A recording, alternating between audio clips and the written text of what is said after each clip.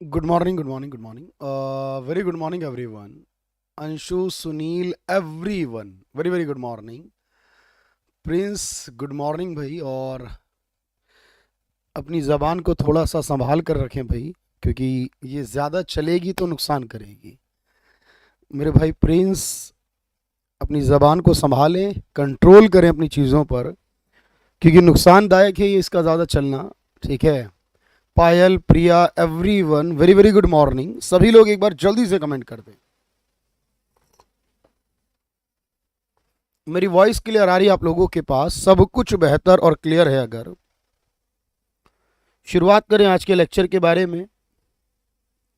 देखो, अभी तक जो डिस्कशन कर चुके हैं हम लोग, उसके बारे में अगर मैं बात करूं आपसे, लास्ट लेक्चर में हमने बजट के बारे में डिस्कस किया था। उससे पहले की क्लासेस में टाइप ऑफ सेक्टर पढ़ चुके, टाइप्स ऑफ इकोनॉमी पढ़ चुके, बेसिक इंफॉर्मेशन की बात क्लियर कर चुके हैं सर। लेकिन आज क्या करने वाले हैं? तो आज जब हम टैक्सेशन के बारे में बात करेंगे, मैंने आपसे कहा कि इतना पढ़ाया जाएगा आपके लिए जो आपके हर एक एसएससी एग्जाम के लिए सफिशिएंट हो। आपको बहुत ध्यान से मेरी बातों को सुनना है, समझना है, और एक एक चीज़ याद करनी है कि कल आपने बताया था सर कि सरकार का काम बजट बनाना है। सरकार बजट इसलिए बनाती है, याद रखना, ताकि अपने पैसे का सही इस्तेमाल कर सके। और मैंने आपको बताया कि सरकार जो बजट बनाती है उसमें जो सबसे ज़्यादा पैसा सरकार के पास आता है वो टैक्सेशन के रूप में ही आता है। और टैक्सेशन में भी मैंने आपको बताया कि सर वहां पर जो पैसा आता है वो जीएसटी के रूप में आता है। यानी टैक्स एक ऐसी पेमेंट है जो हर एक व्यक्ति को, हर एक कंपनी को, सरकार को करनी है। चाहे कंज्यूमर हो या प्रोड्यूसर हो, कंपनी चाहे भारत की हो या विदेश की हो, हर किसी को सरकार को पे करना है।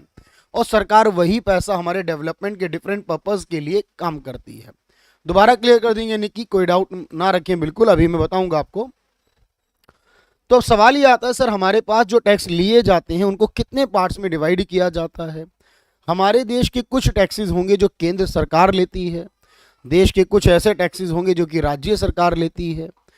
और जब कोई केंद्र की सरकार या कोई राज्य की सरकार टैक्स लेती है हमारा, तो सारे उस टैक्स को हम लोग क्या करते हैं, जनरली तौर पर हम उसको याद रखेंगे जब हम आगे पढ़ेंगे टैक्सेशन के बारे में। लेकिन अभी हमें ये बात क्लियर करनी है कि सबसे पहले जितने भी टैक्सेस हमारे पास होंगे, हम मेजरली देखें तो उसको दो पार्ट में डिवाइड करते हैं। एक को डायरेक्ट कहा जाता है और दूसरे को इनडायरेक्ट कहा जाता है। अब देखो, डायरेक्ट और इनडायरेक्ट को दोनों को एक साथ लेकर चलना है। सबसे पहले, जब किसी इंसान पर कोई टैक्स लगाया जाता है, आप पर या मुझ पर, हमारे इनकम पर जब टैक्स लगाया जाएगा कोई, जब भी कोई टैक्स ऐसा हो जो दूसरे पे ट्रांसफर नहीं किया जा सकता, ऐसा टैक्स जो जिस पर लगाया जाए वो ही पे करेगा, वो अपना टैक्स बर्डन किसी दूसरे पे ट्रांसफर नहीं कर सकता, ऐसे टैक्स को कहा जाता है डायरेक्ट। अब कहेंगे कैसे? एग्जाम्पल के लिए, इनकम टैक्स, मेरी इनकम का टैक्स होगा तो मुझे देना है। मेरी इनकम का टैक्स मेरा भाई नहीं दे सकता, मेरी बहन नहीं दे सकती। क्यों? क्योंकि हर इंसान की अपनी इनकम का टैक्स अलग अलग होगा, कोई किसी का टैक्स ट्रांसफर नहीं कर सकता। कॉरपोरेट टैक्स, हर कंपनी को अपना कॉरपोरेट टैक्स पे करना है, यानी कि हर कंपनी को अपने लाभ का टैक्स देना है। अब कोई दूसरी कंपनी किसी और कंपनी के लाभ पर टैक्स नहीं दे सकती, तो इन्हें डायरेक्ट कहा जाता है। लेकिन जो टैक्स ऐसे होते हैं जो ट्रांसफर किए जा सकते हैं सर, लाइक जीएसटी की बात अगर मैं करूं आपसे, तो आप कहेंगे सर जो जीएसटी हमारे पास होगा, उस जीएसटी के अंदर आप ध्यान से देखो कि दुकानदार जीएसटी जो लगाता है वो ग्राहक से लेता है, क्योंकि दुकानदार जीएसटी के अंदर, बिल के अंदर जीएसटी अमाउंट भी जोड़ देता है। या एमआरपी पे कोई सामान आप खरीद रहे हो तो वो पहले से इंक्लूडिंग ऑल टैक्सेस होता है, उसमें जीएसटी इंक्लूडेड होता है। यानी हम पहले एमआरपी पे खरीदे या बाद में टैक्स जोड़ा जाए, देना ग्राहक को ही है, और हम दुकानदार को देकर आते हैं, बिजनेस को देकर आते हैं, और वो बिजनेसमैन सरकार तक पहुंचाता है, यानी उसका टैक्स बर्डन हम पर आ गया, ग्राहक पर आ गया। इसको इनडायरेक्ट कहा जाता है। अब सवाल ये पूछेगा चार ऑप्शन देकर कि चार टैक्स के नाम देगा और कौन सा डायरेक्ट है कौन सा इनडायरेक्ट है, तो आपको ये क्लासिफाई करना आना चाहिए। या ये सवाल पूछेगा कि कौन से टैक्स हैं जो कीमत को इंपैक्ट करेंगे और कौन से नहीं करेंगे। तो याद रखो, जो डायरेक्ट टैक्स होगा इनकम या प्रॉफिट पर लगने वाला, इसका इनकम से, कीमत से कोई लेना देना नहीं होगा। लेकिन जो किसी प्रोडक्ट पर, गुड्स पर या सर्विस पर लगते हैं सर, जैसे जीएसटी लगता है, अगर ये घट जा बढ़ जाए तो इसका इंपैक्ट कीमत पर होगा। अब जो बात मैं आपको बताऊंगा आपको बहुत ध्यान से सुननी है वो सारी बातें। हमसे क्या क्या सवाल बनेगा सर, यहां पर जैसे सवाल बनेगा कि डायरेक्ट टैक्स क्या होगा, तो पहली चीज याद रखना कि किसी और पर आप इसको ट्रांसफर नहीं कर सकते। पहला पॉइंट ये होगा, नॉट ट्रांसफर ऑन अदर्स, किसी अदर पर ट्रांसफर नहीं कर सकते। ओके, अगर ये पूछे कि ये टैक्स किस पर लगेगा, तो याद रखना डायरेक्ट टैक्स जो होगा हमेशा उसे लगाया जाएगा इनकम या प्रॉफिट पर। यानी अगर कोई व्यक्ति है तो उसकी आय पर, और कोई कंपनी है तो उसके लाभ पर, आय या लाभ पर लगेगा। इसको ट्रांसफर नहीं कर सकते। दो बातें हुई। इससे कीमत पर कोई इंपैक्ट नहीं होगा, कीमत का इससे कोई लेना देना नहीं है। कोई इनकम टैक्स दे या ना दे, कीमत पे फर्क नहीं पड़ेगा। Not affect the price of product, वस्तु की कीमत पर कोई प्रभाव नहीं होगा। वस्तु की कीमत पर प्रभाव नहीं पड़ेगा इस टैक्स का। ऐसे ही क्वेश्चन पूछेगा एग्जाम में, और चार ऑप्शन देके जब भी सवाल बनेगा उसको याद रखेंगे। आप कहेंगे सर ये जितने टैक्सेस होंगे ये कहां कौन लेगा? इन सारे टैक्सेस के लिए सरकार ने एक डिपार्टमेंट बनाया। जितने भी इनडायरेक्ट टैक्स, डायरेक्ट टैक्स होंगे, सबके डिपार्टमेंट को बोलते हैं सीबीडीटी। नाम याद रखेंगे। सीबीडीटी वो विभाग होगा सर जो डायरेक्ट टैक्स लेगा हमसे, और ये कहां पर आता है तो याद रखना ये डिपार्टमेंट ऑफ रेवेन्यू में आता है। और मैंने आपको कल एक डिपार्टमेंट बताया था इकोनॉमिक अफेयर के नाम का, परसों एक डिपार्टमेंट बताया था मैंने department of investment and public asset management के नाम का। और मैंने कहा था आपसे 6 विभाग हैं वित्त मंत्रालय में, और आप देख रहे हो हर दिन एक विभाग का नाम क्लियर हो रहा है सर। ये डिपार्टमेंट ऑफ रेवेन्यू जो है कौन से मंत्रालय का होगा? ये मिनिस्ट्री ऑफ फाइनेंस का होगा। कौन से मंत्रालय का होगा? आप कहोगे सर ये फाइनेंस मिनिस्ट्री का होगा। वित्त मंत्रालय का तीसरे विभाग का नाम क्लियर हो गया। लेकिन सवाल है ये सीबीडीटी होता क्या है? देखो, तो सीबीडीटी का मतलब है central board of direct tax. एक बोर्ड बनाया गया है जिसका काम है सिर्फ और सिर्फ डायरेक्ट टैक्स का कलेक्शन करना। कहां पर होगा सर? ये दिल्ली के अलावा और कोई हो ही नहीं सकता। सारी सरकारी चीजें हमेशा कहां पर मिलेंगी? आपको दिल्ली में मिलेंगी। Central board of direct tax होगा। वो खुद क्यों नहीं देता टैक्स? क्योंकि वो अपनी इनकम वगैरह पर देगा, लेकिन ऑब्वियस है जो इनडायरेक्ट टैक्स होते हैं उनका प्रावधान ही ऐसा होता है कि उनको वो सामान के अंदर ऐड करके ग्राहक से लेना होता है। रूल है ये। इसलिए इनडायरेक्ट टैक्स वो होगा। अगर दुकानदार खुद ही वो टैक्स देगा तो फिर इनडायरेक्ट कहां हुआ? वो भी तो डायरेक्ट होगा। भाई दुकानदार जो अपना प्रॉफिट कमाता है, अपनी जो इनकम कमाता है दुकानदार, उसका इनकम टैक्स वो भी देता होगा, लेकिन उसके अलावा सामान में जो जोड़ता है वो ग्राहक से लेता है, इसलिए उसको इनडायरेक्ट कहा जाता है। और याद रखना एग्जांपल के लिए अगर मैं आपसे कहूं, जैसे अगर मैं कहूं इनकम टैक्स कैसा होगा, आप कहोगे सर जो आयकर होता है हिंदी में जिसे इनकम टैक्स कहते हैं ये डायरेक्ट होगा। जो कॉर्पोरेट टैक्स होता है किसी कंपनी के प्रॉफिट पर लगने वाला, तो कॉर्पोरेट टैक्स जो होगा वो डायरेक्ट होगा, उसे हिंदी में निगम कर कहते हैं। अगर कोई व्यक्ति है उसकी संपत्ति पर कर लगेगा, अगर ये 2015 में खत्म कर दिया गया लेकिन फिर भी नाम आपको पता हो, अगर कोई व्यक्ति के पास संपत्ति है तो सर उस पर भी कर होता था पहले, संपत्ति पर लगेगा तो वो भी डायरेक्ट होगा। अगर किसी को कोई गिफ्ट मिलता है तो याद रखना उस गिफ्ट पर भी टैक्स देना पड़ सकता है, जिसे उपहार कर कहते हैं गिफ्ट टैक्स, वो देना पड़ सकता है। या एक होता है कैपिटल गेन टैक्स के नाम से, जिसे पूंजीगत लाभ कर कहा जाता है। ये सारे जो टैक्सेस होंगे याद रखना ये डायरेक्ट होंगे। इनको क्या कहा जाएगा सर? इनको पूंजीगत लाभ कर कहा जाएगा। तो ये जो central board of direct tax होगा, सीबीडीटी होगा, ये वित्त मंत्रालय के डिपार्टमेंट ऑफ रेवेन्यू यानी राजस्व विभाग कहते हैं हिंदी में, जिसे डिपार्टमेंट ऑफ रेवेन्यू है वित्त मंत्रालय के अंतर्गत, उसको द्वारा कवर किया जाएगा। और ये जो होगा आय या लाभ पर लगेगा। और इसको याद रखना किसी आप दूसरे पर ट्रांसफर नहीं कर सकते। इनको क्या कहा जाएगा? डायरेक्ट कहा जाएगा। किसी अन्य पर हस्तांतरण नहीं कर सकते।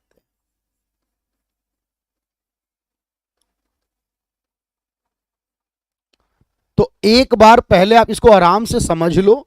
मीनू, आशीष, सिया, एवरीवन। और आपने पूछा सर बजट 2023 कैसे करें हम? देखो बजट एक बार आता है फरवरी के महीने में, और उसकी एक वीडियो बनाई जाती है। हर साल ऐसा करता हूं मैं। आप गूगल पर, यूट्यूब पर जाओ और उसमें लिखो आप budget 2023 Rashid sir, 2023-24 Rashid sir, और आप उसके हिसाब से देखना एक 30-35 मिनट की वीडियो मिलेगी, 35 मिनट के आसपास की वीडियो है एकमात्र, उसमें पूरे बजट को समझाया है आपने, क्योंकि बजट की क्लास कर ली है। अब आपको आसानी से समझ में आ जाएगा उस बजट में क्या क्या दिया गया, खास बातों का आप उसमें नोट कर लीजिएगा। उसकी पीडीएफ भी वहां पर अवेलेबल है एक साथ में, तो वो आपको खुद ही करना पड़ेगा, वो क्लास में नहीं होगा। 2023 का बजट आपको यूट्यूब से करना है, उसकी पीडीएफ भी अवेलेबल है, लेकिन वो लाइव क्लास में नहीं हो पाएगा भाई।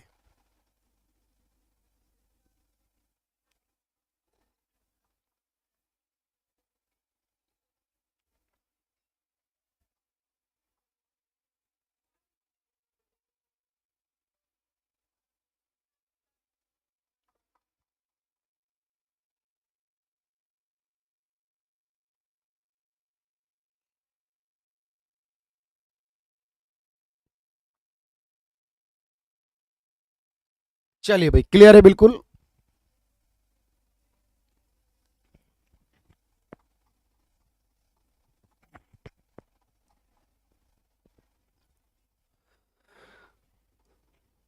तो इसको कहा जाता है डायरेक्ट, ठीक है।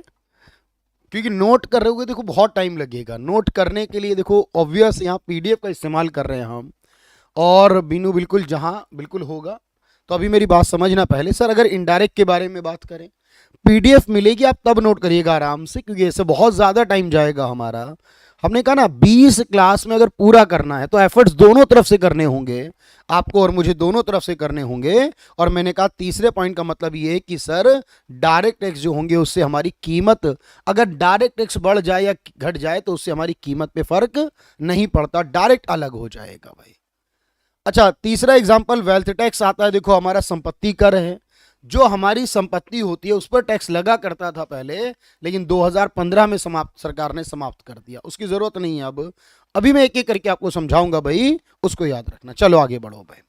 अब देखो यहां पर एक सवाल आता है, सर इनडायरेक्ट क्या होगा। मैंने कहा ऐसा टैक्स जो कि हम ट्रांसफर कर देते हैं ग्राहक पर, ट्रांसफर ऑन कंज्यूमर या कस्टमर आप कह सकते हो, यानी जो टैक्सेस हमारे ऐसे होंगे जिन्हें हम ग्राहक या उपभोक्ता पर ट्रांसफर कर दें,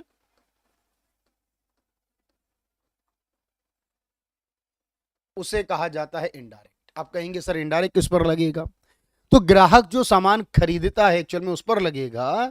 इसका मतलब ये होगा कि सर जो इनडायरेक्ट होगा वो हमेशा किसी गुड्स पर या किसी सर्विस पर लगेगा।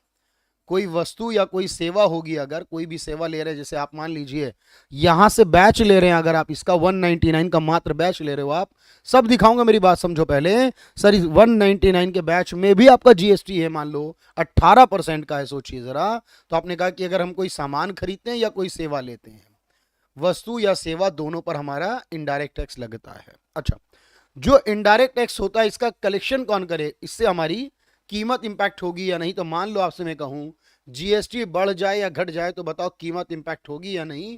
तो आप कहोगे सर बिल्कुल होगी। अगर जीएसटी बढ़ेगा तो कीमत बढ़ेगी, कम होगा तो कम भी हो जाएगी।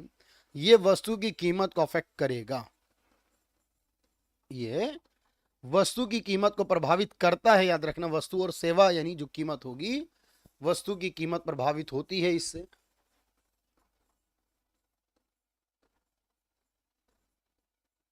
वस्तु की कीमत पर प्रभाव होगा इस बात का।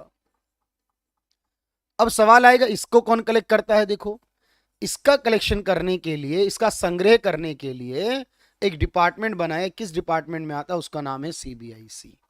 और जो सीबीआईसी नाम का विभाग है, याद रखना ये कहां आएगा सर, डिपार्टमेंट ऑफ रेवेन्यू में। जो मैंने आपको हिंदी में बताया राजस्व विभाग होगा।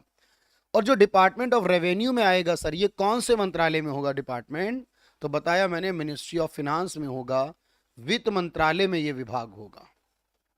फाइनेंस मिनिस्ट्री के अंदर वित्त मंत्रालय के अंतर्गत ये विभाग होगा, और सीबीआईसी के द्वारा ये कलेक्ट किया जाएगा। सीबीआईसी का मतलब क्या है, देखो इसका मतलब है सेंट्रल बोर्ड ऑफ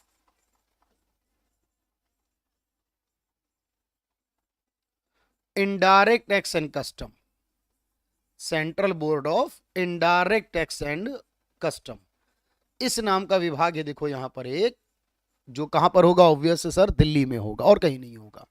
सीबीडीटी हो या सीबीआईसी हो, दोनों दिल्ली में होंगे। और अगर इसके कुछ एग्जाम्पल की मैं बात करूं आपसे, जैसे जीएसटी होगा, तो जीएसटी कैसा होगा? आपने कहा इनडायरेक्ट होगा। कस्टम ड्यूटी, जब हम किसी दूसरे देश से कोई सामान खरीदते या बेचते, एक्सपोर्ट करते हैं, उस पर जो लगता है उसे कस्टम ड्यूटी कहते हैं। जब हम कोई सामान इंडिया में ही बनाते हैं, उस पर जो टैक्स लगता है उसे एक्साइज ड्यूटी कहते हैं। जब हम कोई सामान खरीदते हैं तो उस पर पहले वैट लगा करता था, वैट यानी वैल्यू एडेड टैक्स के नाम से आगे बताऊंगा वैट था। उससे पहले इसका नाम सेल्स टैक्स हुआ करता था, और उससे पहले इसका नाम सर्विस टैक्स, यानी इस तरह की कुछ टैक्सेस के नाम अगर आपको याद होंगे, जैसे इसे हिंदी में कहते हैं सर सीमा शुल्क यानी कस्टम ड्यूटी कहते हैं, इसे उत्पाद शुल्क यानी एक्साइज ड्यूटी कहते हैं, इसको वैट ही कहा जाता था, या इसको बिक्री कर कहा जाता। तो ये जो टैक्स होंगे हमारे, ये इनडायरेक्ट कहलाएंगे। देखो अभी इतने दिन हो गए हमें क्लास करते हुए, एक बात आपको याद करनी है सर, कि जब ये क्लास कंप्लीट होगी मैं आपके सारे डाउट क्लियर कर दूंगा, लेकिन उस दिन से पहले आपको भी इंतजार करना पड़ेगा। ये जितने मैंने टैक्स के नाम लिखे, ये सारे मैं आज की क्लास में एक्सप्लेन करूंगा। तो आप जो सवाल कर रहे हैं सर ये टैक्स है क्या हमारे, तो आपको पता है कि सर वन बाय वन आगे बढ़ेंगे। अभी हमारा मेन पॉइंट ये क्लियर करना था कि क्या डायरेक्ट में आता है और क्या इनडायरेक्ट में आता है। तो याद रहेगा, डायरेक्ट ट्रांसफर नहीं होंगे, इनडायरेक्ट होंगे। डायरेक्ट लगेंगे इनकम या प्रॉफिट पर, इनडायरेक्ट लगेंगे गुड सर्विस पर। डायरेक्ट कलेक्ट करेगा सीबीडीटी, इनडायरेक्ट करेगा सीबीआईसी। डायरेक्ट वालों से कीमत इंपैक्ट नहीं करेगी, इनडायरेक्ट वालों से करेगी। डायरेक्ट वालों के एग्जांपल में इनकम टैक्स और कॉर्पोरेट टैक्स होगा, इनडायरेक्ट वालों के एग्जांपल में जीएसटी, कस्टम ड्यूटी और एक्साइज ड्यूटी होंगे। अभी इतना लिखिए, नोट कर समझिए, फिर आगे बढ़ेंगे और मैं एक एक करके एक्सप्लेन करूंगा।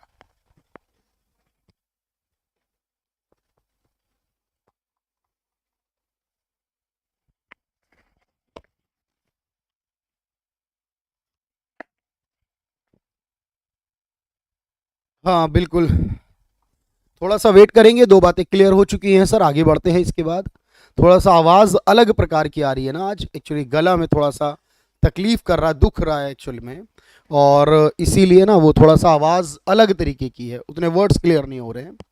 बट होपफुली कोई दिक्कत नहीं, हमें तो थोड़ी देर क्लास करनी है, उसके बाद सब कुछ बेहतर हो जाएगा फिर। अच्छा, अगर मैं आपसे बात करूं सर, कोई भी टैक्स डायरेक्ट होगा या इनडायरेक्ट होगा, लेकिन हमारे पास कुछ वर्ड आते हैं, जैसे एक वर्ड आता है प्रोग्रेसिव, रिग्रेसिव और प्रोपोर्शनल। ये क्या होते हैं उसको जरा समझना पहले। देखो जब हमारे पास कोई टैक्स लगता है तो दुनिया के हर देश में इनकम टैक्स होता है लगभग, लेकिन हर देश में टैक्स लगाने का तरीका अलग अलग होता है। मेरे एग्जांपल को देखना, अगर मान लो कि हम भारत की बात करें तो सर भारत में क्या रूल है, अमेरिका में, नॉर्वे में क्या रूल होगा। तो भारत में जैसे एक रूल ये है, अगर कोई इंसान 3 लाख तक कमाता है हमारे भारत में एक साल में, तो उस पर कोई टैक्स नहीं है। अगर कोई 3 से 6 लाख के बीच में कमाता है तो उसके लिए कितना है, 5% है। कोई 6 से 9 लाख कमाता है तो उसके लिए 10% है। कहने का मतलब, जैसे जैसे इनकम बढ़ रही है देश में हमारे, वैसे वैसे टैक्स का रेट बढ़ाया जा रहा है, 5, 10, 15, 20, 25 और 30 कर दिया जाता है। अब यहां पर ये रूल है हमारे भारत में, लेकिन अमेरिका में क्या होगा, अमेरिका का प्रावधान ऐसा है, जितना ज्यादा टैक्स रेट होगा वहां पर इनकम ज्यादा होगी, वहां का प्रोविजन ये है कि वहां रेट घटाया जाता है। मान लो 1 लाख है इंडिया में, 10% है ब्याज टैक्स, तो 2 लाख होने पे इंडिया में 10 की जगह 12 कर देंगे, 15 कर देंगे। अमेरिका में नहीं करेंगे, वहां 1 लाख का अगर 10% टैक्स होगा तो 2 लाख पर वो 8 कर देंगे। उनका अपना मानना है कि इस तरह से लोग ज्यादा कमाने के लिए मोटिवेट होते हैं। लेकिन नॉर्वे में ये रूल है कि कोई कितना भी कमाता हो, सबका टैक्स रेट एक बराबर होगा, यानी सबको अपनी इनकम का 15% इनकम टैक्स में देना होगा। यानी ऐसा टैक्स सिस्टम सर जहां पर कांस्टेंट या फिक्स्ड टैक्स रेट हो, यानी ना तो इनकम के बढ़ने पर टैक्स रेट बढ़े, ना रेट घटने पर टैक्स रेट घटे, यानी एक समान टैक्स की दर चलती रहे, एक समान हो जो टैक्स की दर हो। तो ऐसे सिस्टम को बोला जाता है प्रोपोर्शनल। बात क्लियर हो गई। ऐसा टैक्स सिस्टम जहां पर अगर इनकम बढ़े, आय बढ़ जाए, किसी देश के में लोगों की आय बढ़ जाए जिस पर टैक्स लगता है, तो आय के बढ़ने पर उसके साथ साथ टैक्स का रेट भी बढ़ाया जाए, जितना % टैक्स लगता है वो भी बढ़ाया जाए अगर आय बढ़ जाए तो। और रिग्रेसिव का मतलब ऐसा है कि अगर आय बढ़ जाती है सर, आय के बढ़ने पर जो रेट लगता है टैक्स का, वो टैक्स का रेट घटा दिया जाए अगर। ऐसा हो जाए, इसे रिग्रेसिव कहते हैं। यानी अधिक आय होने पर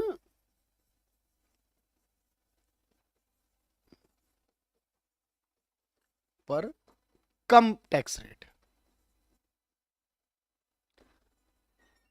जबकि इंडिया में क्या है, अधिक आय होने पर अधिक टैक्स रेट।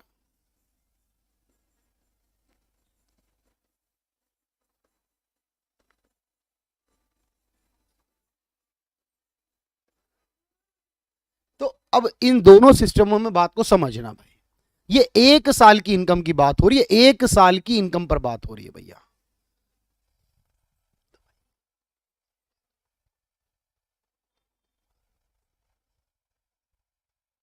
चलो, तो मेरी बात समझो। अब देखो सवाल ये आता है, एक क्वेश्चन पूछा गया सर हमारे एसएससी के एग्जाम में, वो कौन सी कर प्रणाली है जिसमें अमीर के मुकाबले गरीब पर ज्यादा टैक्स लगता है? अब बताओ सोचकर, एग्जाम में सवाल कैसा होगा सर, जिसमें अमीर के मुकाबले गरीब पर ज्यादा टैक्स हो। स्टेट एग्जाम में कर रहे हैं जहां 4 की इकोनॉमी आएगी, हाँ कर लीजिए, उससे ज्यादा की जरूरत नहीं आज सिर्फ, यानी 2 से 3 सवाल आएंगे आपके, और उसके लिए आप यही बैच करें, इसके अलावा और कोई बैच ना करें, फिर बिल्कुल सही है, इनफ हो जाएगा वहां पर।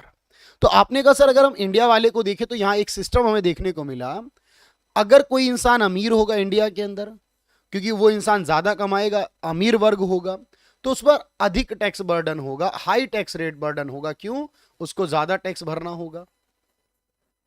तो इंडिया का ऐसा सिस्टम है जहां पर अमीर पर ज्यादा टैक्स लगेगा और गरीब इंसान पर, जो जनरली उससे कम है, उस पर कम टैक्स लगेगा। लेकिन अगर आप इस बात को देखो ध्यान से, अमेरिका में क्या होगा सर, अमेरिका में जितना इंसान अमीर होगा, जितना रिच होगा, उस पर कम टैक्स बर्डन होगा। क्यों? कि उस पर टैक्स रेट घट रहा है।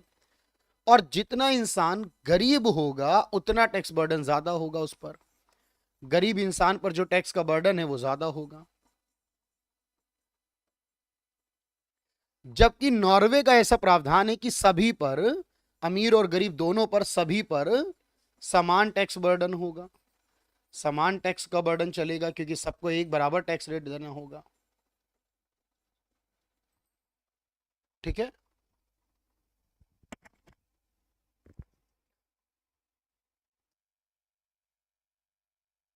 भाई तो अब मेरी बात समझो, एक सवाल ये पूछा गया सर, अमीर पर ज्यादा और गरीब पर कम, या गरीब पर ज्यादा और अमीर पर कम, तो हमें समझ में आ रहा है किस पे ज्यादा होगा।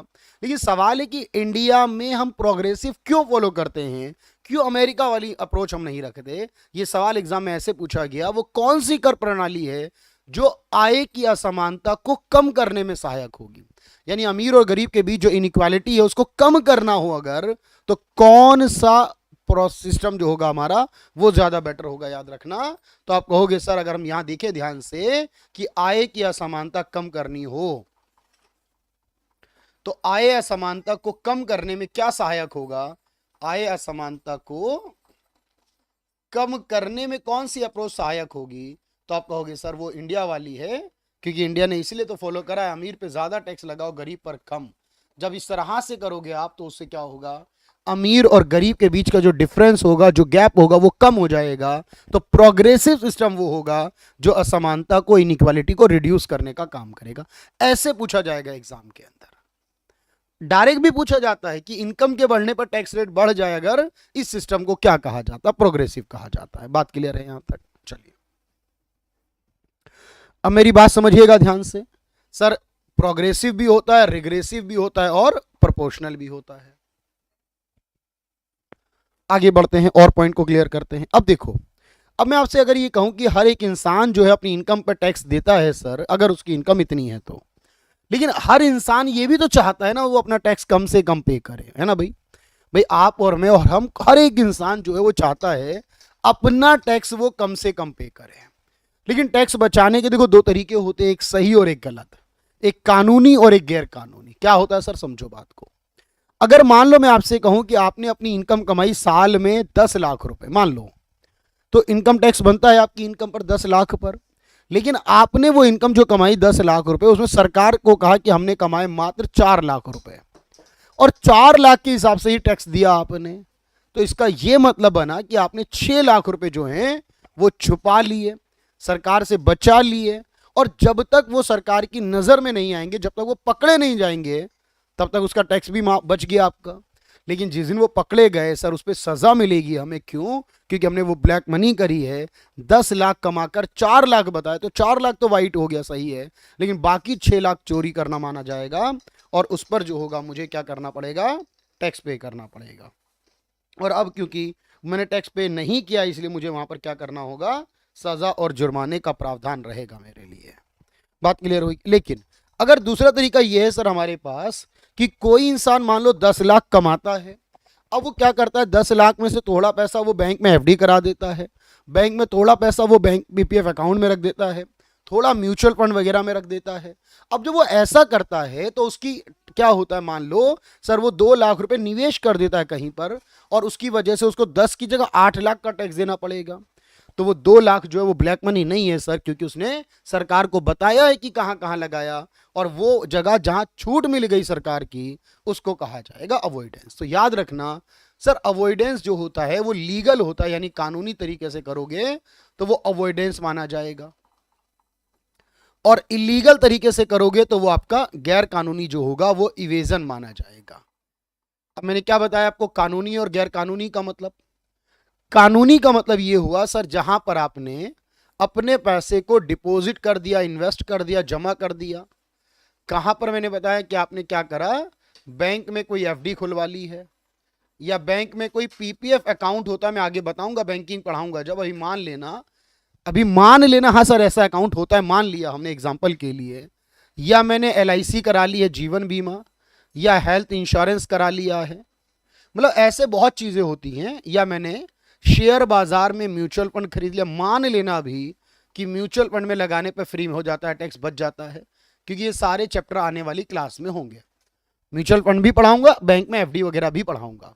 लेकिन इसको करने से क्या होगा सर? तो हमारे पास जो टैक्स बनता है हमें उसको क्या मिल जाएगा? वहां पर थोड़ी सी छूट या थोड़ी सी माफी मिल जाएगी, डिडक्शन मिल जाएगी।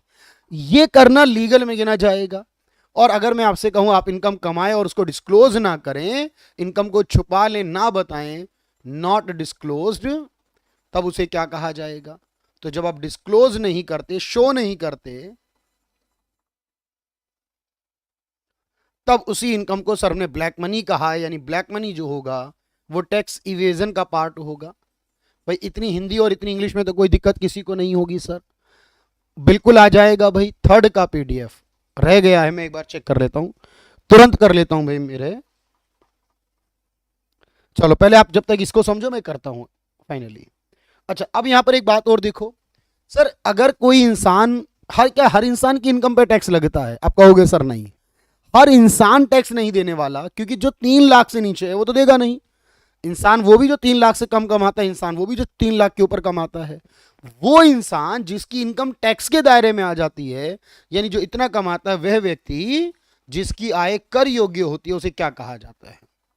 यानी हम ये देखेंगे कि देश में कितने लोग टैक्स जमा कर रहे हैं। वे व्यक्ति जिसकी आय टैक्स योग्य होती है, यानी जिस पर टैक्स बनता है, कर बनता है।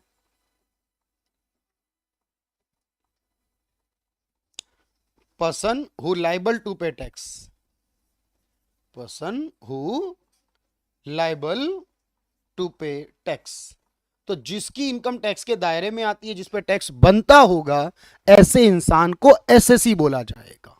ठीक है। अच्छा, लाफर कर्व क्या होगा? एक ग्राफ होगा, प्रेजेंटेशन होगा, जो हमें बताएगा कि जो टैक्स रेट होती है हमारी और जो टैक्स से इनकम आती है, क्योंकि रेट जितना ज्यादा टैक्स रेट होगा इनकम के साथ रिलेशन बनेगा। ज्यादा टैक्स रेट होगा तो ज्यादा भी टैक्स मिलेगी सरकार को इनकम, कम हो जाएगा तो कम मिलेगी सरकार को इनकम। तो यहां पर एक रिलेशन आता है किसके बीच में? कि जो टैक्स की रेट होगी और जो टैक्स से होने वाली इनकम होगी, इनके बीच के संबंध को अगर देखना हो हमें, तो उसके लिए ग्राफ बनता है लाफर कर्व। अब हमें कर्व बनाने के लिए नहीं आता एग्जाम में, लेकिन ये पूछता है लाफर कर्व का संबंध किससे होगा? आप क्या कहोगे? ये टैक्सेशन से होगा, या ये पूछेगा ये किसके बीच के संबंध को बताएगा? सर ये टैक्स की जो दर होगी, टैक्स रेट, और टैक्स की जो इनकम है सरकार की, उसके बीच के संबंध को बताएगा।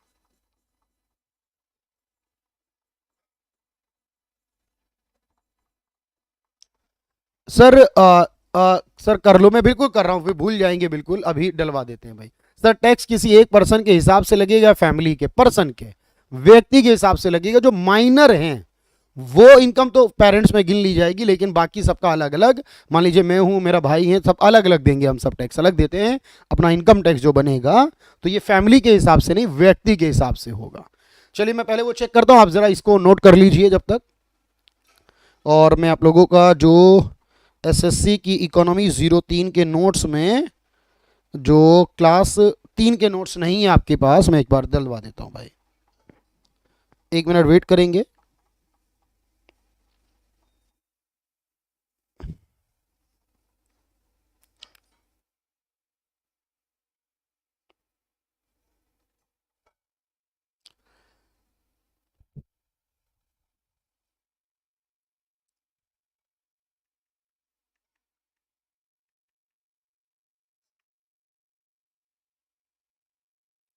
ठीक है भाई, मैंने भेज दिया आगे सुख। बजट वाला तो आ चुका है, क्लास 4 आ चुका है, क्लास 5 आज चल रही है, ठीक है। तो वो आ जाएगा, मैंने कर दिया वो आगे फॉरवर्ड।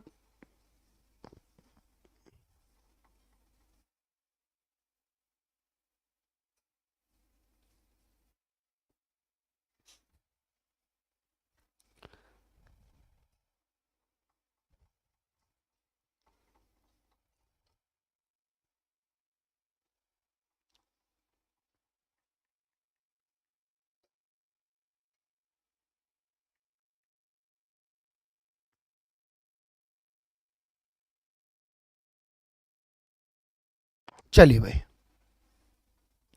तो भाई ये काफ़ी लार्ज है भाई, गोल्डन गुलशन, इससे लार्ज नहीं होगा भाई। सर गवर्नमेंट जॉब वालों की इनकम हो या किसी की भी इनकम हो, सबके। हिंदू अनडिवाइडेड फैमिली अलग है, वो अलग बात है पायल, वो तो फिर रूल हो गया ना। वो तो आप डिटेल में चले गए फिर काफ़ी ज़्यादा, वैसे व्यक्ति पर होगा। हिंदू अनडिवाइडेड फैमिली का अलग प्रोविजन है, अलग प्रावधान है वो। अच्छा, अब एक एक करके टैक्स को समझते हैं सर, थोड़ा थोड़ा इंफॉर्मेशन को देखेंगे। देखो सबसे पहले इनकम टैक्स को देखिए भाई यहां पर।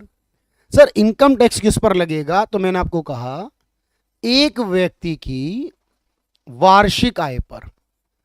एक व्यक्ति की वार्षिक आय पर, यानी एक साल में जो कमाता है उसकी एक साल की इनकम को देखा जाएगा। एक साल की इनकम, कहने का सेंस क्या हुआ सर, एनुअल इनकम को देखा जाएगा उसकी, एनुअल इनकम, एक बात याद रखना। अच्छा दूसरी बात है सर, इनकम में क्या क्या लिया जाएगा उसकी। देखो सैलरी से कमाए, प्रॉफिट से कमाए, ब्याज कमाए, किराया कमाए, कुछ भी कमाए, सिर्फ एग्रीकल्चर वाली इनकम छोड़कर, जो किसान की आय होगी, कृषि आय को छोड़कर, एग्रीकल्चर इनकम छोड़कर बाकी सारी इनकम को जोड़ा जाएगा। कृषि आय जो होगी वो कर मुक्त होगी। कृषि आय क्या होगी, को कर मुक्त रखा गया, एग्रीकल्चर इनकम जो होगी वो कर मुक्त होगी। यानी किसान की जो इनकम है, फार्मर जो खेती करके कमाता है, वो इनकम जो होगी वो टैक्स फ्री होगी। कृषि आय जो होगी वो कर मुक्त यानी कि टैक्स फ्री होगी, बाकी सारी इनकम पर टैक्स लगेगा। अब इंडिया में इनकम टैक्स की शुरुआत किसने की है, याद रखना। तो इंडिया में जो इनकम टैक्स की शुरुआत है, जो इंडिया में फादर ऑफ इनकम टैक्स माना जाता है भारत में, तो आयकर की शुरुआत करने वाले व्यक्ति जो है भारत में, वो कौन है, जिन्होंने सबसे पहला बजट बनाया था और टैक्स लगाने को कहा था। अब मैं इसका जवाब नहीं दूंगा, इसका जवाब आप मुझे दोगे कि भाई पहला व्यक्ति कौन था सर जिन्हें बजट पेश किया, उसी को फादर ऑफ इनकम टैक्स कहते हैं। और जो भी इनकम टैक्स लगेगा हमारे भारत में, वो इनकम टैक्स एक्ट 1961 के अधीन लगेगा। इनकम टैक्स एक्ट जो है वो 1961 वाला कानून है हमारे पास, उसके तहत लगेगा। जितना टैक्स बनेगा हमारे पास, जितना टैक्स बनेगा हमारा सर, उस टैक्स के अंदर हमें 4% का और टैक्स भी देना पड़ता है, जिसे हेल्थ एंड एजुकेशन सेस कहा जाता है। हेल्थ एंड एजुकेशन सेस कहा जाता है, यानी शिक्षा और स्वास्थ्य उपकर। याद रखना, जितना टैक्स बनेगा उसका 4% और जोड़ा जाएगा, जिसे स्वास्थ्य और शिक्षा उपकर कहेंगे। यानी कि जो टैक्स के ऊपर टैक्स लगेगा सर, उसी को हमने सेस बोलना है, उपकर बोलना है। यानी कहने का मतलब है पहले टैक्स निकलेगा और टैक्स के ऊपर एक्स्ट्रा में टैक्स जो लगेगा उसको सेस बोला जाएगा। ये पैसा हमारे किस लिए खर्च होगा, हमारे पास ये पैसा शिक्षा पे जाएगा और स्वास्थ्य पे जाएगा। तो पहले व्यक्ति का नाम कमेंट करें और जल्दी से भाई देखेंगे इसे।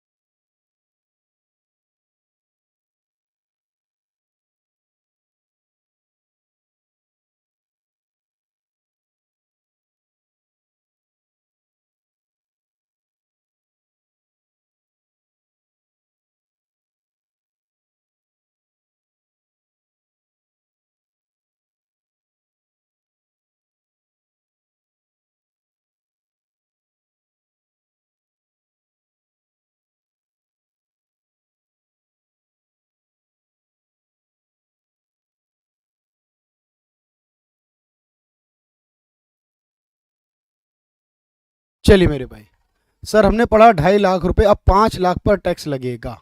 चलिए मेरे भाई, तो देखो एक्चुअल में क्या होगा कि ये रूल बदलता है हर साल। पिछले साल 2.5 लाख था, इस साल 3 लाख कर दिया।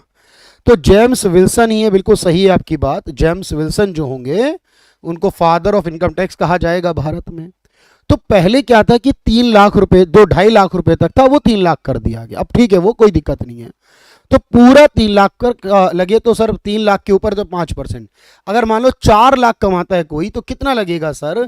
3 लाख छोड़कर, 3 लाख छोड़कर बाकी पर 5% लगेगा, क्योंकि 3 लाख पर तो सबका जीरो होगा। ऐसे समझो बात को। अच्छा, अब जल्दी से बात क्लियर करना। सर अगर ये पूछे कॉर्पोरेट टैक्स क्या होता है, ध्यान से देखो। तो कंपनी को प्रॉफिट पर, अपना कंपनी, कोई भी कंपनी अगर कंपनी को अपने साल के प्रॉफिट पर, एक साल में कंपनी को जो लाभ मिलता है, एक साल में कंपनी के वार्षिक लाभ पर जो होगा टैक्स देना होगा। अगर भारतीय कंपनी है, अगर कोई इंडिया की कंपनी है, तो उसको अपने प्रॉफिट का 30%, लाभ का 30% जो होगा वो टैक्स देना होगा। सीधा सीधा याद रखना है। और अगर कोई विदेशी कंपनी है सर, उसको अपने लाभ का 40% जो होगा वो टैक्स देना होगा।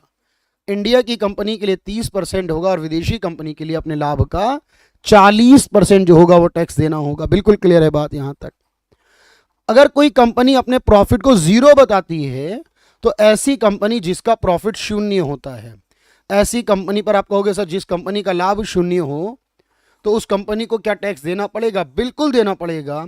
अगर कोई कंपनी अपने लाभ को जीरो कर देती है तो भी वो टैक्स से माफ नहीं रहेगी। उसका मान लीजिए कि उस साल कोई टैक्स नहीं हुआ है सर, कोई इनकम नहीं, प्रॉफिट नहीं हुआ, लेकिन उसकी पिछली कुछ इनकम तो होंगी, उसके अकॉर्डिंग एक अंदाजा लगाया जाएगा कि उसकी लगभग इनकम कितनी है सर।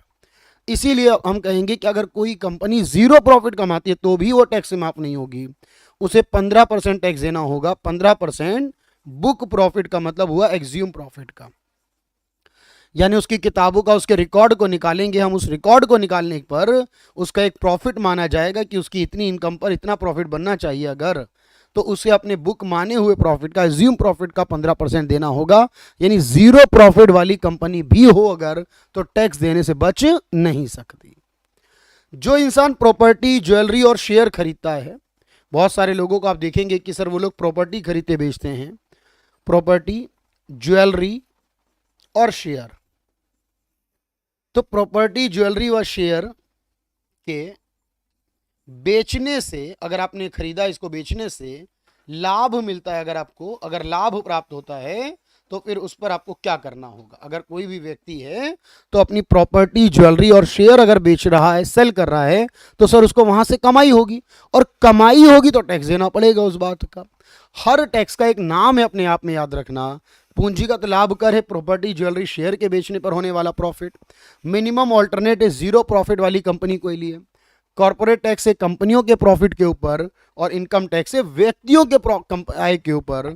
और इसी तरह मेरे भाई बात समझना भी, सर कस्टम ड्यूटी किस पर होगा? जब हम एक्सपोर्ट इंपोर्ट करेंगे, यानी कोई भी निर्यात आयात करेंगे, एक्सपोर्ट इंपोर्ट करेंगे दुनिया के किसी भी देश के साथ, तो उस एक्सपोर्ट इंपोर्ट पर जो टैक्स देना पड़ेगा उसी को कस्टम ड्यूटी कहेंगे।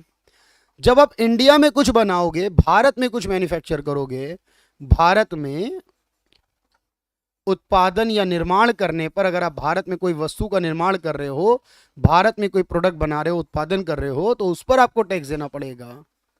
तो इंडिया में बनाने पर अगर देंगे तो उसे एक्साइज ड्यूटी कहेंगे, विदेशों से मंगाएंगे तो उसे कस्टम ड्यूटी कहेंगे।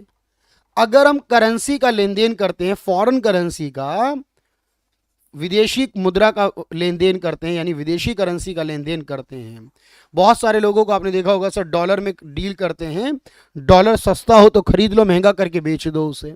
अभी मान लो 80 का है, खरीद लो, 90 का हो जाए बेच दो, ऐसा करते हैं लोग।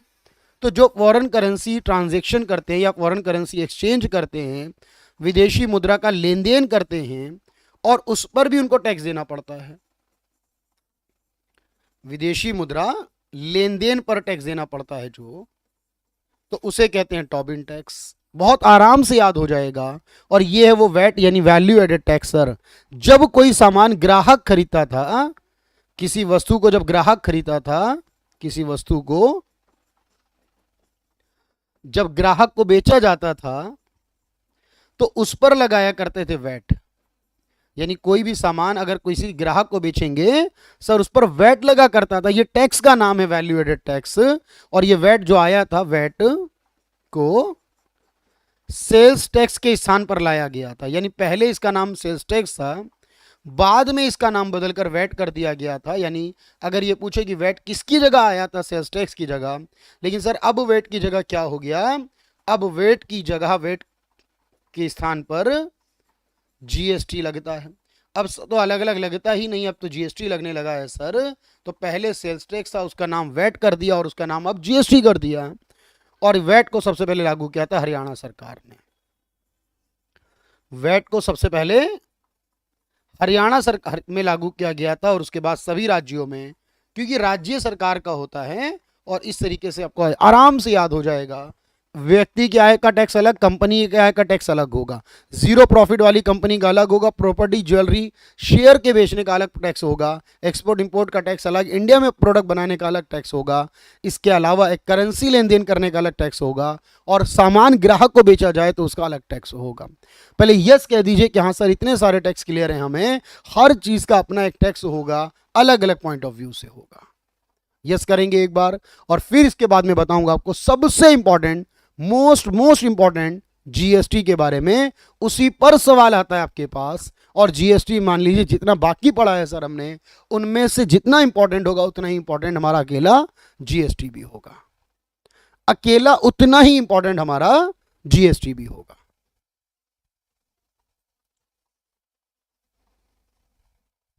चलिए भाई एक बार कमेंट करें सभी। अंकित, प्रिया, एवरीवन, पायल, आसिफ, एवरीवन। चलिए भाई, अच्छा एक बात समझिएगा ध्यान से, बिना कुछ कहे मेरी बात को जितना सुनते हुए चलेंगे उतना आसानी से क्लियर हो जाएगा सर। अगर मैं जीएसटी की बात करूं तो सर अब हमारा सर्विस टैक्स अलग से नहीं लगता, वैट नहीं लगता, बहुत सारे टैक्स खत्म हो गए। लेकिन इनडायरेक्ट वाले, डायरेक्ट वाला कोई खत्म नहीं होगा। सेस को कहते हैं एक्स्ट्रा टैक्स। जब किसी काम के लिए हम एक्स्ट्रा टैक्स लेते हैं सरकार, यानी तो जैसे एजुकेशन के लिए, हेल्थ के लिए, तो सेस टैक्स का ही एक नाम होता है जब एक्स्ट्रा में लिया जाता है। अंकित, चलो मेरे भाई जीएसटी समझो। पहला सवाल है कि जीएसटी यानी गुड्स एंड सर्विस टैक्स जो है सबसे पहले किस देश में आया था, तो याद रखना सर जीएसटी को सबसे पहले फ्रांस में 1954 में लागू किया था। पूछे कि जीएसटी की सबसे ज्यादा दर पूरी दुनिया में कहां पर है, तो जीएसटी की पूरी दुनिया में सबसे ज्यादा रेट 28% है सर। जो इंडिया में है इतना जीएसटी दुनिया के किसी देश में नहीं लगता। दुनिया का सबसे ज्यादा जीएसटी का रेट 28 इंडिया में लगता है। जीएसटी के लिए कौन सा बिल लाया गया था, तो जीएसटी के लिए संविधान का 122 नंबर का बिल लाया गया था 2014 में। संविधान में संशोधन करने के लिए 122 नंबर का बिल था। मेरी बात समझो, अंशु में इंग्लिश में लिख दूंगा, टेंशन मत लीजिए। तो पहली कंट्री जो है वो फ्रांस है। Highest rate in the GST का जो होगा वर्ल्ड में वो 28% होगा, 28।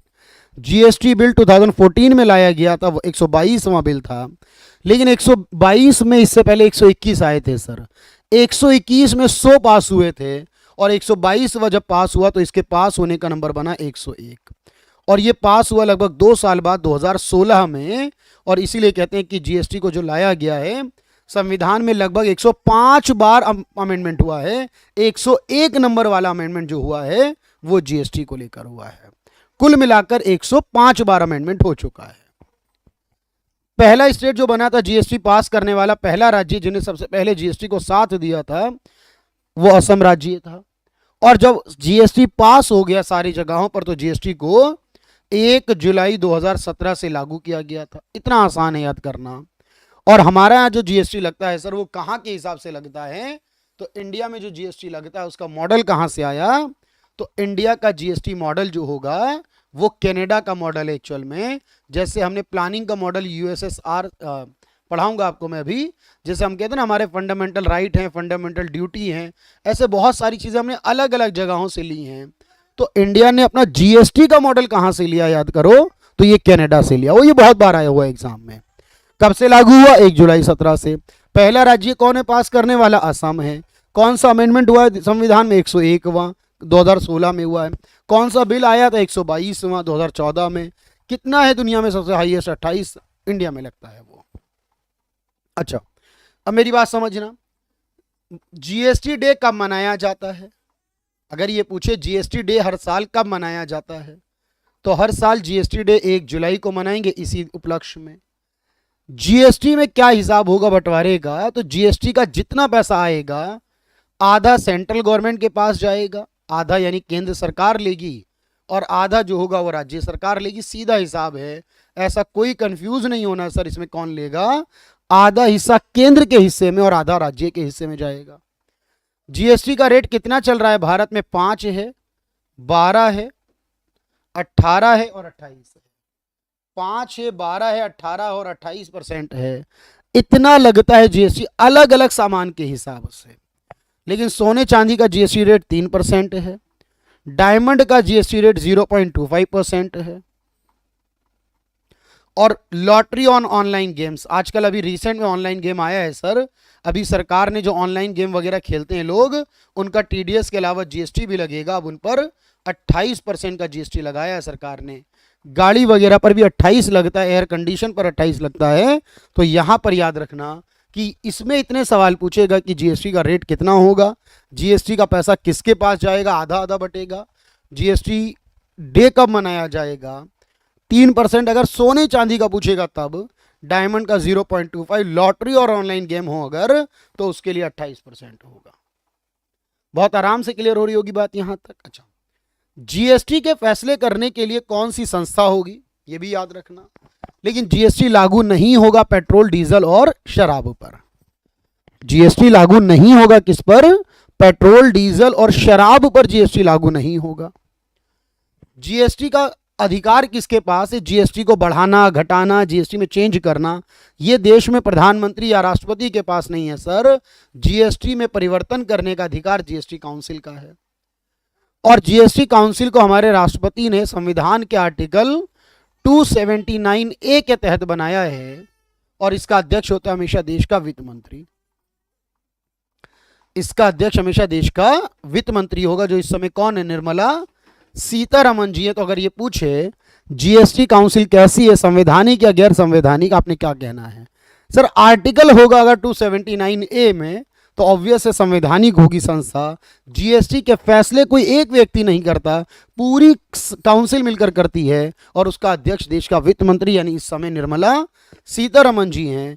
और अगर कोई व्यक्ति साल का कारोबार 40 लाख रुपए या इसके ऊपर करता है, तो उसके लिए जीएसटी नंबर लेना जरूरी है। साल के 40 लाख रुपए अगर वो कोई बिजनेस करता है, कारोबार करता है, तो उसके लिए क्या होगा? जीएसटी नंबर लेना मैंडेटरी होगा। 40 लाख से कम कारोबार वाला व्यक्ति है तो वो ले या न ले, उसकी मर्जी है। और जीएसटी का नंबर जो होगा वो 15 अंकों का होगा। आपने कभी किसी सामान लिया हो तो जीएसटी का नंबर पढ़ के देखना, वो 15 अंकों का होगा। और इसके अंदर एक और कोड होगा हमारा, जो आप देखोगे ध्यान से, अगर 6 और 8 अंक का एक कोड होगा जीएसटी में। अगर हम कोई भी सामान लेते हैं सर, तो जीएसटी में कोड और चलता है, HSN कोड कहते हैं उसे। देखो हमारे एक सामान का कोड होता है जिसे हार्मोनाइज्ड सिस्टम ऑफ नॉमेनक्लेचर कहा जाता है।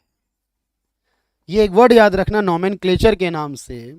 ये 6 या 8 का होगा बेसिकली, और ये जो 6 या 8 नंबर का होगा, ये बिल में लिखा होगा हमारा। इससे पता चलेगा हमने क्या सामान खरीदा है। एसी खरीदा है, फ्रिज खरीदा है, टीवी खरीदा है, मोबाइल खरीदा, हर प्रोडक्ट का अपना एक HSN कोड होगा। यानी ये तो कंपनी का नंबर होगा 15 अंक का, HSN कोड वस्तु का कोड होगा, वस्तु का कोड होगा ये। इससे ये पता चलेगा, वस्तु का नाम नहीं लिखा जाता वहां पर, क्योंकि कंप्यूटर को नाम नहीं पढ़ना, कंप्यूटर तो कोड पढ़ेगा कि अच्छा ये इस चीज का सामान का बिल है तो इस पर इतना % जीएसटी हो जाएगा। कोड डालते ही दिखाएगा इस सामान का इतना जीएसटी बनता है। बात समझ रहे हो? एक आखिरी बात और कर रहा हूं, फिर आज की क्लास पूरी कर दूंगा भाई। सर जीएसटी मैक्सिमम कितना हो सकता है? यानी अभी हमारे भारत में 28 है, और वो भी दुनिया में सबसे ज्यादा है। लेकिन कानून ये है भारत का कि हम 40 भी कर सकते हैं। यानी आने वाले वक्त में हम 40% भी जीएसटी रेट लगा सकते हैं। इससे ऊपर होगा तो कानून बदलना पड़ेगा। जीएसटी में हमेशा जो टैक्स मिलेगा वो वहां वाली सरकार को मिलेगा जहां का ग्राहक होगा। डेस्टिनेशन, गंतव्य होगा, कंजम्पशन होगा, जहां का ग्राहक होगा वहां की सरकार को टैक्स जाएगा, केंद्र को जाएगा, और वहां की सरकार को राज्य की जहां का ग्राहक होगा। तो केंद्रीय जीएसटी लगेगा, राज्य का जीएसटी। और जब ऐसा बिल बनता है, देखो कोई भी बिल बनवाओगे आप, मान लो आप यूपी के नागरिक को आप कोई बिल बनाओगे तो आप करोगे सर हमारा 18% अगर जीएसटी लगेगा तो नो करके बनेगा 1180 रुपए, लेकिन यहाँ 18% जीएसटी लगेगा तो ऐसा लगेगा ताकि 90 रुपए केंद्र के पास, 90 रुपए राज्य के पास। लेकिन मान लो आप यूपी के नागरिक हो और आप एक सामान मंगाते हो बेंगलोर से, अब वहां पर क्या होगा कि आपका बिल तो 18% लगेगा जीएसटी का, तो लेकिन वहां पर एक बार में लिखा जाएगा 180 रुपए। आप कहोगे फर्क क्या हुआ? फर्क ये हुआ कि इस 180 रुपए का बंटवारा बाद में होगा, तो जब पहले ही बंटवारा हो गया तो वहां सीजीएसटी हो गया यानी सेंट्रल का, एसजीएसटी हो गया स्टेट का, लेकिन जब आपका एक बार में करके लिखा मिलाकर तो उसका नाम आईजीएसटी हो गया। तो आईजीएसटी भी केंद्र का या राज्य का ही होगा जाएगा। तो सर अब यहाँ पे बाद में 90 रुपए जाएंगे केंद्र के पास और बाकी 90 जाएंगे स्टेट के। लेकिन कौन से, मैंने कहा जहां का ग्राहक है, और ग्राहक कहां का है, कर्नाटक का या यूपी का? आपने कहा यूपी का। तो जिसका बंटवारा बाद में होगा उसके लिए आईजीएसटी वर्ड यूज होगा, ऑनलाइन शॉपिंग में होता है मोस्टली। और जब जिसका बंटवारा तुरंत हो जाए बिल में, उसका सीजी और एसजी करके लिख दिया जाएगा। इसके अलावा कुछ करने की जरूरत नहीं है आपको जीएसटी में, इतना आपके पास इनफ हो जाएगा। बात पूरी तरह क्लियर होनी चाहिए, हर एक डाउट क्लियर होगा और आप क्वेश्चन करके आइएगा, फिर मुझे बताइएगा आपके सवाल हुए सॉल्व या नहीं हुए, क्योंकि जब सॉल्व क्वेश्चन करेंगे ना तभी आपको मिलेगा भाई सब कुछ बेहतर।